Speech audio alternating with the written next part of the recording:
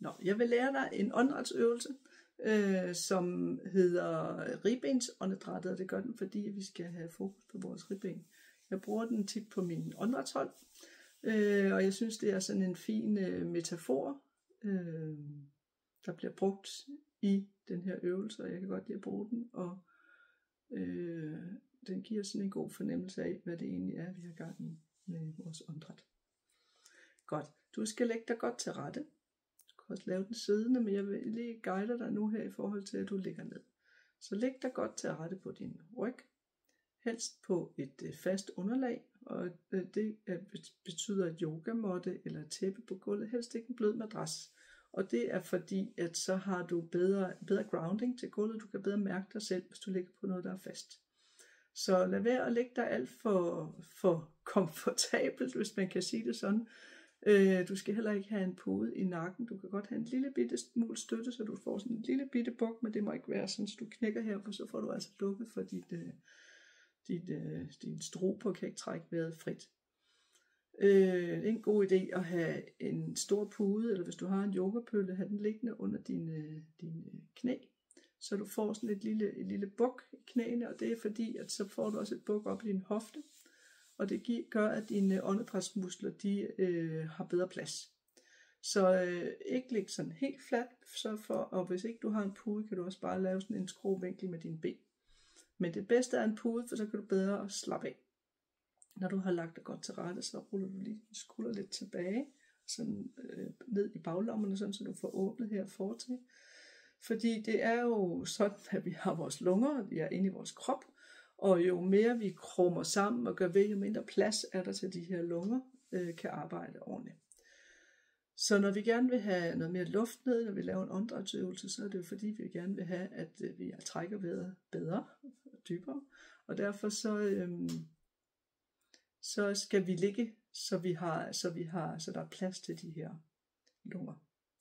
Godt. Så når du har lagt dig godt til rette, så vil jeg gerne have, at du vender din opmærksomhed indad. Du kan lukke dine øjne. Jeg vil gerne have, at du gør, så er det nemmere at have opmærksomheden vendt indad. Og du starter bare med at registrere, hvordan dit åndedræt er lige nu, uden at du påvirker det. Så du trækker bare vejret, sådan som du normalt gør.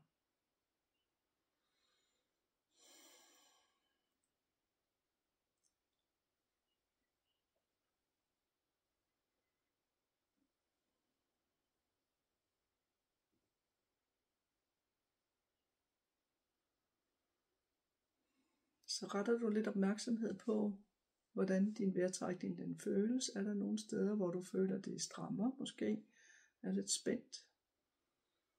Du skal ikke have en mening om det, du kan bare konstatere, at sådan er det lige nu. Der er ikke noget, der er rigtigt, der er ikke noget, der er forkert. Og det vil være sådan, at vores krop vil være forskellige i løbet af dagen, i løbet af ugen, i løbet af den her åndedrætssession, vil du måske kunne mærke en forandring. Fordi at vores åndedræt er rigtig meget påvirket af, hvad vi går og laver, og også påvirket af, hvordan vores psyke har det. Så bare lige registrere, hvordan det er.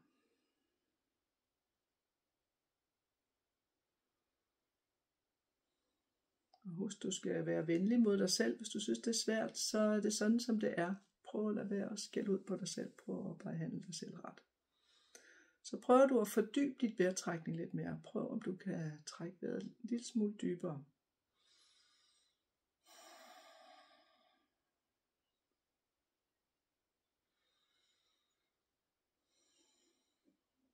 Prøv at forestille dig, at din krop er sådan en slags tredimensionel beholder, som bliver fyldt med luft.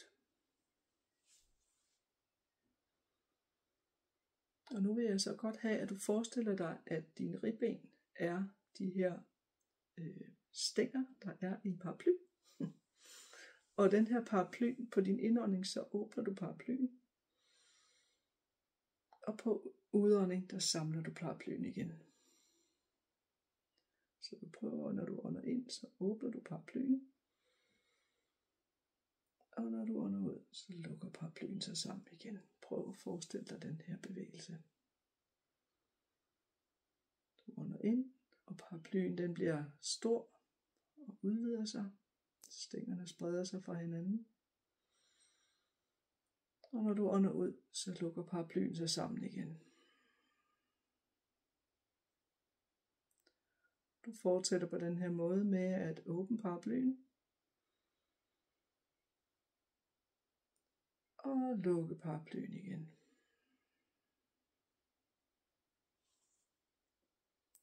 Så du åbner paraplyen. Og du lukker paraplyen igen.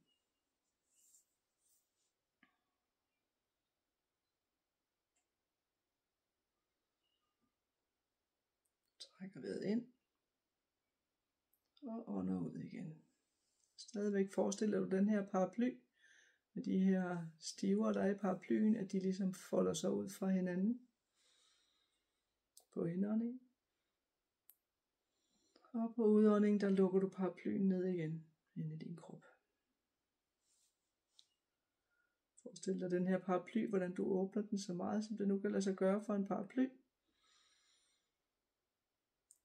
Og du lukker den helt sammen igen, når du ånder ud igen. Tømmer lungerne for luft så meget, som det kan lade sig gøre. Du ånder ind. Og du ånder ud. Så skal du have et lag mere på den her øvelse. Og det går ud på, at når du så har åbnet paraplyen, når du har åndet ind, så skal du med din opmærksomhed vælge et sted i kanten af paraplyen, hvor du med din opmærksomhed følger hele vejen rundt i kanten af paraplyen. Helt til du når hen til, hvor du startede, før du slår paraplyen sammen igen. Det vil sige, at du tager en indånding, slår paraplyen ud, og følger du med opmærksomheden hele vejen rundt i kanten. Du har stadigvæk paraplyen slået ud. Når du kommer helt tilbage til start, så ånder du ud igen. Så det gentager vi. Du åbner din paraply. Følger kanten rundt af paraplyen med din opmærksomhed. Hele vejen rundt og rundt. Hele vejen rundt. Og ånder ud igen.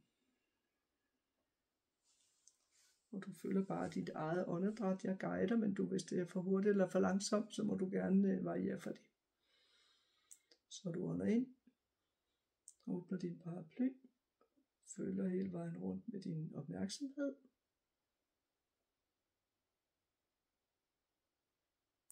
Og ånder ud igen.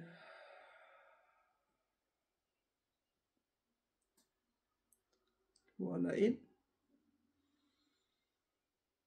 Følger hele vejen rundt med din opmærksomhed. Og ånder ud igen.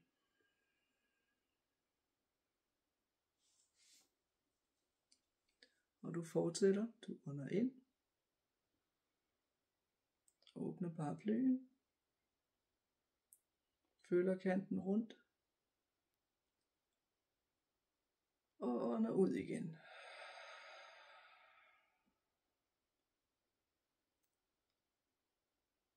Og du ånder ind.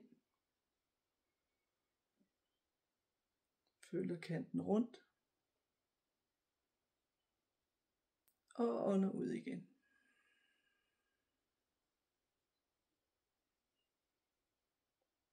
Og du fortsætter. Ånder ind. Åbner din paraply. Følger kanten rundt i paraplyen. Og ånder ud igen.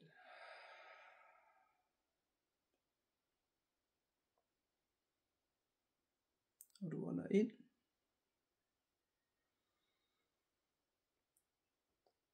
Følger kanten rundt af paraplyen. Og ånder ud igen.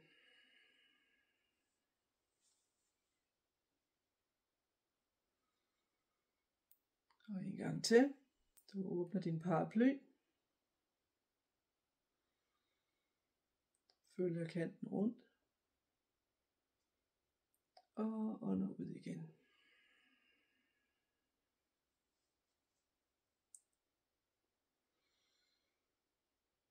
Du Du lægger bare din opmærksomhed og mærker din ribben.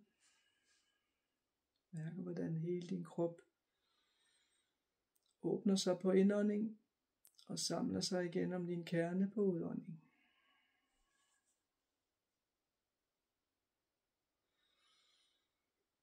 Bare mærk din vejrtrækning, hvordan den arbejder.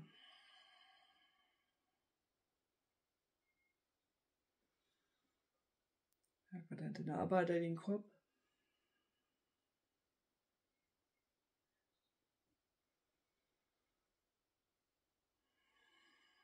Mærk, hvordan med den vejrtrækning, at du ligesom kan få din brystkasse til at udvide sig, blive stor.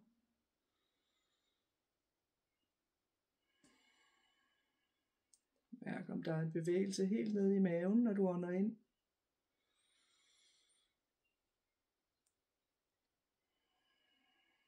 Og mærk, hvordan din krop den samler sig igen om dit center, når du ånder ud.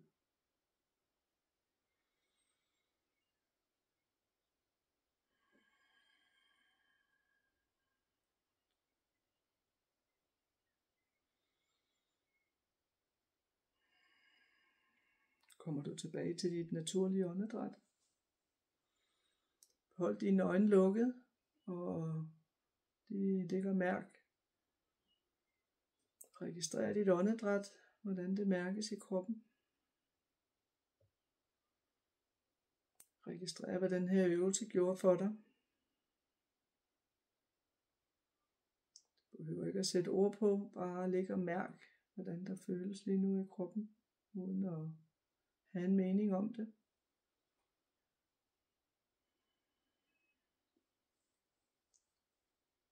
Og når du er klar, så begynder du at blinke dine øjne langsomt åbent, og måske har du brug for at bevæge dig lidt. Gabe og stræk dig. Og langsomt kan du komme op og sidde. Det var øvelsen for i dag. Hej.